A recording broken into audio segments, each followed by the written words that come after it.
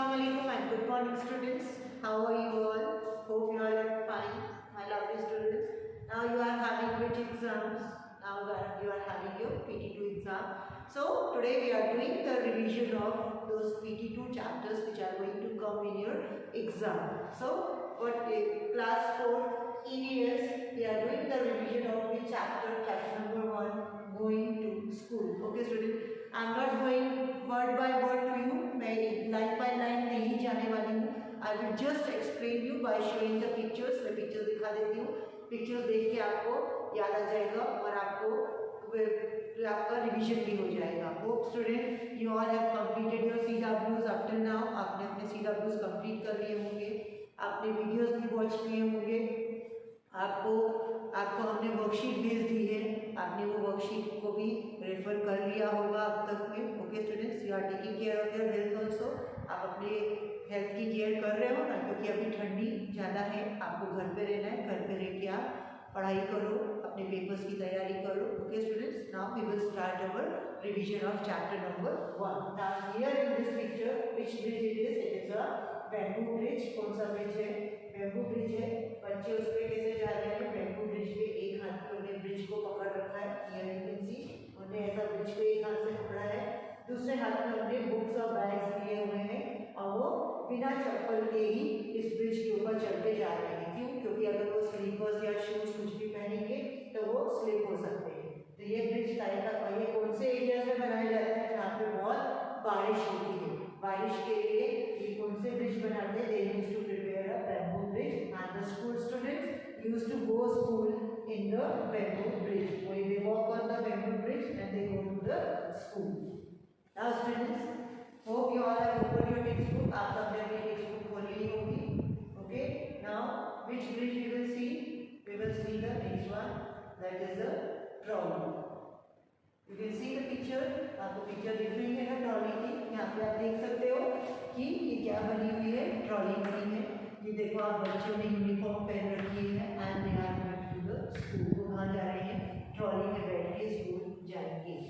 Every day they have to cross the river. उनको रोज का रोज रिवर क्रॉस करके स्कूल जाना होता है. और जो रिवर कैसी होती है? वाइड. वाइड मतलब बहुत चौड़ी और डीप मतलब बहुत गहरी. अभी आप यहाँ देख सकते हो. इस एरिया लेके आपको समझ में आ रहा होगा कि रिवर जो है वो बहुत चौड़े एरिया में बहती है और वो बहुत गहरी है.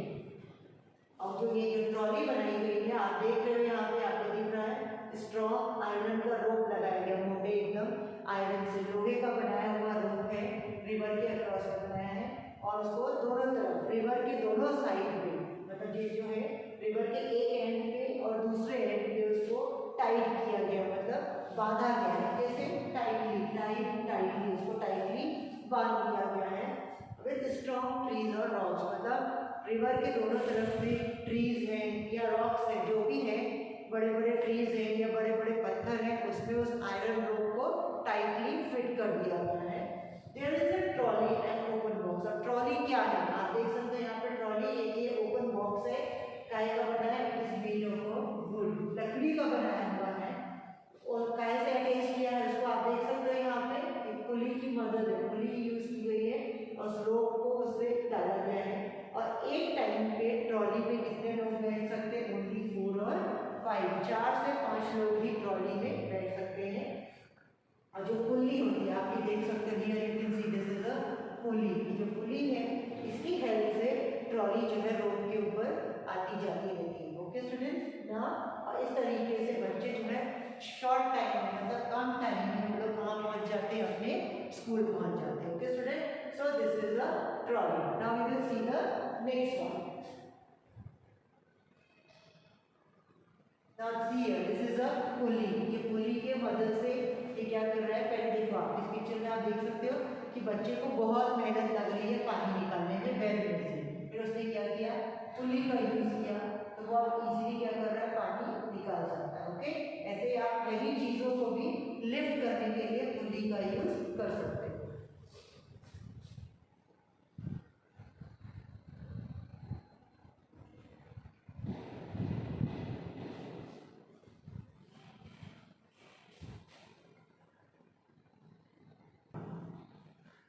Yes students, now here you will see what is this.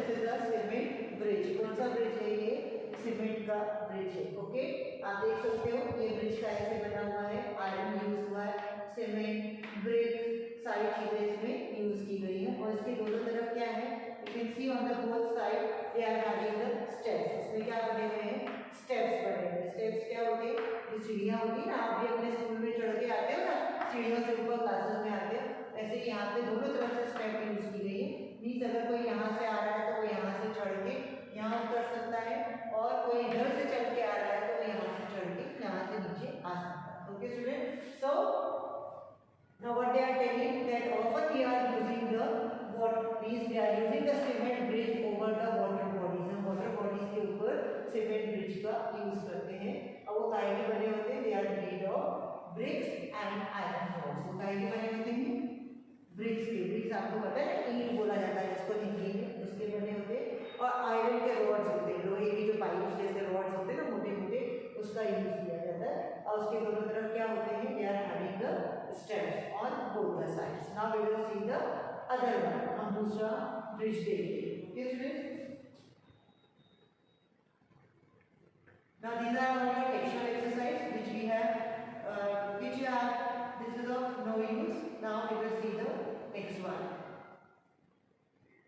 Now here you can see on this is what, do you remember? This is a वलम। आपको याद है ये वलम है, इसके बारे में हमने पढ़ा था ना पहले ही। आपको पिक्चर देख के याद आया होगा कि ये कहाँ पे है, in which place we find this boat. ये बोट कहाँ पे मिलती है हमें? We find this boat in Kerala. Kerala में हमें ये बोट दिखाई देती है। यहाँ पे आप देख सकते हो बच्चों ने यूनिफॉर्म पहनी हुई है, पीछे उन लोगों ने बैग कैरी किया हुआ है, and they are going to the school. Thus in some parts of Kerala, Kerala के कुछ पार्ट्स में वलम यूज होता है। Valam means small wooden boat, छोटी सी लकड़ी की जो बोट होती है उसको क्या बोला जाता है? वलम बोला जाता है। और बच्चे उस पे ही बैठ के स्कूल जाते हैं। आप देख सकते हो ये बोट जो है पूरी काहे की बनी हुई है? वुड की बनी है। और बच्चे क्या करते हैं? वो रिवर के दूसरे साइड पे रह रहे होते हैं, उनके जो घर होते हैं वो रिवर के दूसरे साइड पे होते हैं, तो वो बोट में बैठ के और कहाँ आते हैं? दूसरे साइड पे आते हैं जहाँ पर उनका स्कूल होता है, and they used to go to the school by with the help of a small wooden boat that is called a valam. Okay students, and this is which where we find this boat? We find this boat in Kerala. Kerala में हमें देखने को मिलती है।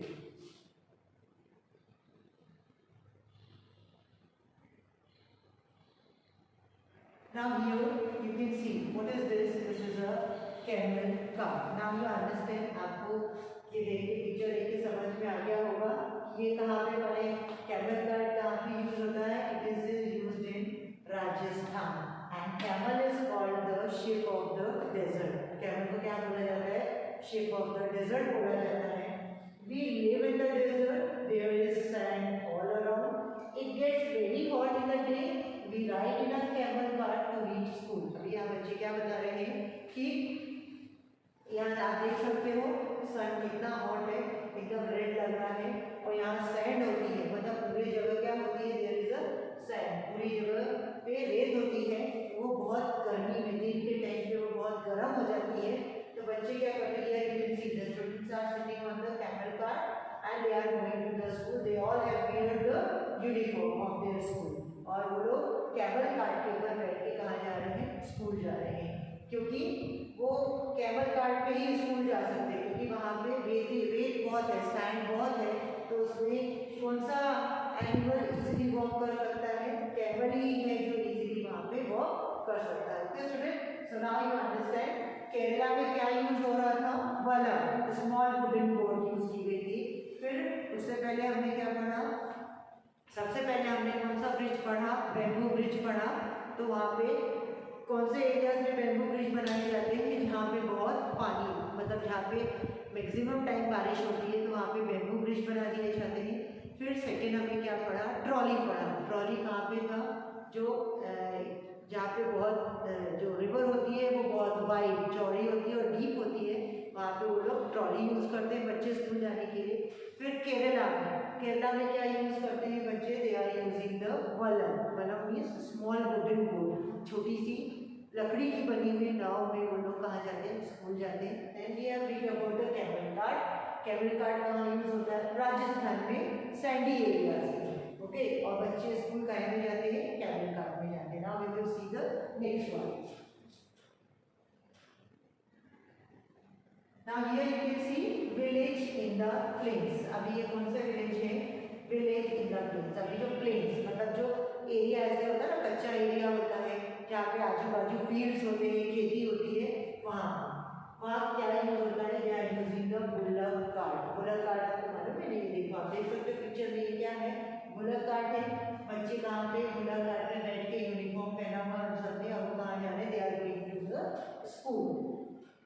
Now what they are telling that we are going to the school slowly through the green fields। मतलब अभी ये area क्या है, पूरा कच्चा है, मीन्स एकदम प्लेन एरिया नहीं है, तो वहाँ पे उनको धीरे धीरे बुलक कार्ट पे बैठ के जाना होता है। और क्या बोल रहे हैं, कभी मौसम बहुत गर्म होता है, बहुत सनी होता है, मतलब बहुत तेज धूप होती है, और कभी क्या होता है, और रेनिंग या कभी बहुत बारिश हो रही होती है। मतलब 2 टाइप के मौसम सीजन्स हो जाते हैं वहाँ पे। कभी भी मतलब बहुत सनी होता है, if it is too sunny और rainy we use our umbrella. वो क्या बोल रहे हैं कि जब बहुत गर्मी हो जाती है, बहुत गर्मी होती है, बहुत सनी होता है मौसम, या बारिश होती है, तो वो क्या यूज करते हैं, अम्ब्रेला। आप देख सकते हैं यहाँ बच्चे बुलक कार्ट पे बैठे, उन्होंने क्या यूज किया हुआ है, they have used the umbrella. Okay, now we will see the next one.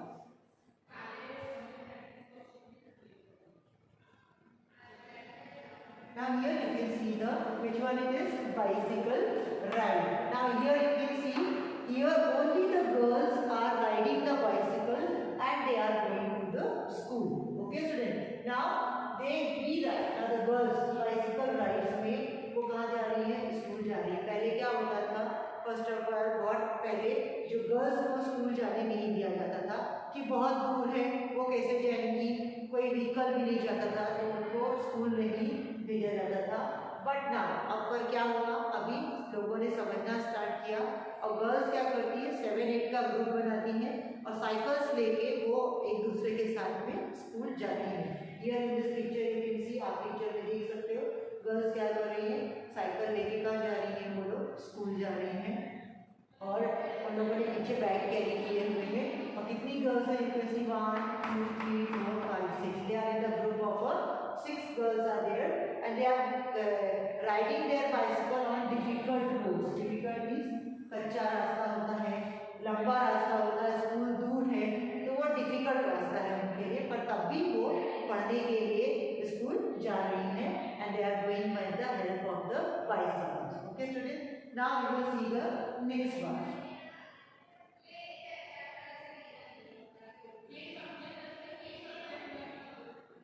Now here, see, what is this? This is a जुगाड़ वाटर व्हीकल। अभी आप देख सकते हो पिक्चर में, देख रहे हो आप, ये क्या है, जुगाड़ है।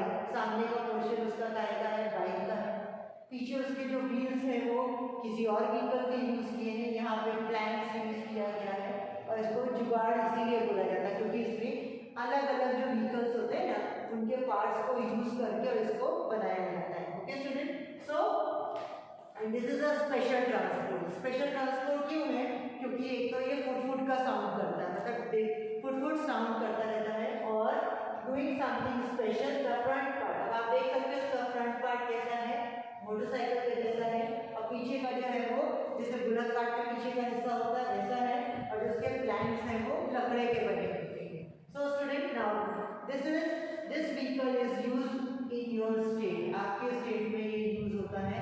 And what is the name of your state? It is अ गुजरात। गुजरात में आपको ऐसे जुगाड़ देखने को मिलेंगे जिसमें बच्चे बैठ के स्कूल जाते हैं। ओके स्टूडेंट, तो now hope you are understand what is jugaad. जुगाड़ आपको समझ में आ गया होगा किसको बोलते हैं। Now we will see the next vehicle.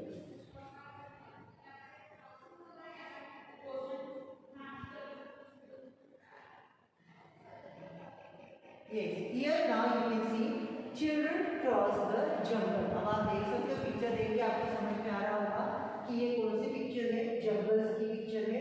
और यहाँ देख रहे हो आप बच्चे यहाँ से जंगल में पैदल चल के कहाँ जा रहे हैं, they are going to the school. अब वो क्या बता रहे हैं कि हम थिक फॉरेस्ट है, जो घना जंगल होता है उससे निकल के हम स्कूल जाते हैं, और कहीं कहीं तो क्या होता है, सनलाइट भी नहीं आती, मतलब इतना घना होता है वो कोई प्लेस जंगल के अंदर, even sunlight does not pass through it, मतलब सूरज की रोशनी भी उसके अंदर नहीं आती है और सब तरफ बिल्कुल साइलेंट होता है, मतलब एकदम शांत होता है, किसी की कोई आवाज़ नहीं होती, क्योंकि जंगलों में कौन होता है सिवाय एनिमल्स और बर्ड्स के कोई नहीं होता है, तो वहाँ पे किसी की आवाज़ नहीं आती। और क्या बोल रहे हैं, we can only hear the sounds of different birds and other creatures, मतलब हमें सिर्फ और सिर्फ बर्ड्स की और जो छोटे मोटे जैसे कीड़े होते हैं या जानवर होते हैं उनकी आवाज़ हमारे को सुनाई देती है।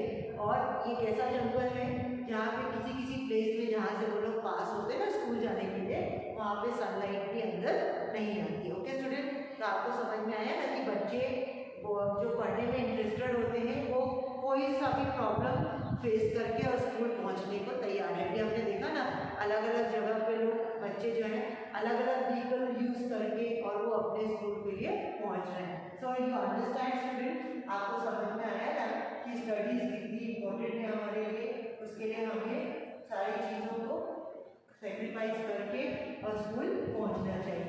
Okay, now here you can C moving on the snow. अब बच्चे कहाँ पे मूव कर रहे हैं, स्कूल के स्टूडेंट्स हैं वो स्नो के ऊपर मूव कर रहे हैं, मतलब जहाँ पे बर्फीला इलाका होता है जहाँ पे पूरे टाइम बर्फ गिरती रहती है वहाँ भी बच्चे स्कूल जाते ही हैं। क्यों? क्योंकि उनके उधर हमेशा बर्फ गिरती रहती है, तो वो रोज छुट्टी नहीं कर सकते हैं। We go to the school through miles of snow. Now they are telling कि हम मीलों तक, मतलब माइल्स तक जहाँ पे बर्फ होती है हम उसमें चलते जाते हैं। और हम क्या करते हैं, you can see here they are holding the hands of each other, they have holded the hands like this, they have holded the hands of each other and they are walking carefully, मतलब एक दूसरे का हाथ पकड़ के वो धीरे धीरे उसके ऊपर चलते जा रहे हैं। और क्या बोल रहे हैं, अगर स्नो सॉफ्ट होती है मतलब गीली गीली स्नो होती है, मतलब नीचे पानी है ऊपर बर्फ है, अगर फीट सिंक इनटू इट, उनके जो पैर होते हैं वो उसमें ऐसे सिंक हो जाते हैं, मतलब जब वो उसके ऊपर पैर रखते हैं, बर्फ के ऊपर पैर रखते हैं तो पैर पूरा पानी के अंदर हो जाता है। When the snow is frozen, we may slip and fall। और जब स्नो फ्रोजन हो जाती है मतलब एकदम कड़ी हो जाती है, पत्थर के जैसे हो जाती है, तो क्या होता है वो उसके ऊपर कभी कभी ऐसा होता है कि वो स्लिप होके और उसमें से गिर जाते हैं। Okay student, now we will see the next one. Now you can see which is the next path for going to school. This is a rocky path. Okay student, and it is here it is found in Uttarakhand. ये कहाँ पे पाया जाता है, it is in Uttarakhand. Now the students they are telling, आप देख सकते हो ये बच्चों ने यूनिफॉर्म पहन रखी है और वो रॉकी एरियाज है, जो पथरीला एरिया है उसके ऊपर वो लोग चल के जा रहे हैं। Now what they are telling, हम कहाँ रहते हैं, माउंटेन्स पे, मतलब पहाड़ों की जो ऊंचाई होती है ना, चोटियाँ होती है, हम वहाँ रहते हैं। और वहाँ का पाथ कैसा होता है, रॉकी एंड अनइवन, मतलब पथरीला होता है, बड़े बड़े पत्थर होते हैं, आप पिक्चर में देख सकते हो। और अनइवन मतलब ऐसा प्लेन नहीं होता है, दिस वे नहीं, ऐसा स्ट्रेट रास्ता नहीं होता, इट इज लाइक दिस, ऐसा होता है, अनइवन होता है। And The children who live in the place will find it difficult to walk on these। वो क्या बोल रहे हैं कि जो लोग प्लेन्स पे मतलब सीधे रोड पे रहते हैं, सीधे एरियाज में रहते हैं, वो लोग इस पाथ पे नहीं चल सकते, उनके लिए इस पे चलना बहुत मुश्किल काम है। Okay, but we can easily race up and down. वो क्या बोल रहे हैं, पर हमारे लिए तो ये बहुत ईजी है क्योंकि हम तो रोज ऊपर नीचे आराम से इसमें जा सकते हैं। क्यों? क्योंकि उनको डेली स्कूल वहीं पे से चढ़ के जाना है और वापस उतर के वहीं पे आना है, तो उनके लिए बहुत ईजी है। पर अभी आप बच्चे अगर उस एरिया में जाओगे तो आपके लिए चढ़ना और उतरना बहुत मुश्किल काम हो जाएगा। Okay student, now after here I have told you about the different types of bridges used by the students to go to the school. अभी आपने कौन कौन सा देखा, हमने स्टार्टिंग में बैम्बू ब्रिज पढ़ा, ट्रॉली पढ़ा, वलम पढ़ा, then we have read about the camel cart, bullock cart, then we read about the we have read about the jugaad, then snowy areas, then we have read about the rocky paths, then we have read about the paths in the jungle। तो ये सारी चीज़ें हमने इस chapters में different path जो use किए गए हैं स्कूल जाने के लिए उसके बारे में हमने पढ़ा। आपको अच्छे से समझ में आ गया होगा, आपको अच्छी तरीके से याद भी हो गया होगा, क्योंकि ये मैंने आपके लिए ये वीडियो 3rd से 4th टाइम आपके लिए बनाया है, आपके रिवीजन के लिए। And now students I want to make you understand one thing that whenever you write your paper, आप अपना पेपर जो लिख रहे हो उसको नीट और क्लीन हैंडराइटिंग में आपको लिखना है. You have to write the name, full name of yours. आपको आपका पूरा नाम बाबा के नाम के साथ में लिखना है. आपको आपका section, right the correct section, आपको आपका सेक्शन लिखना है ऊपर. And complete each and every question. आपको हर क्वेश्चन का आंसर देना, आपको आंसर्स छोड़ने की ज़रूरत नहीं है, because we have provided you the practice worksheet.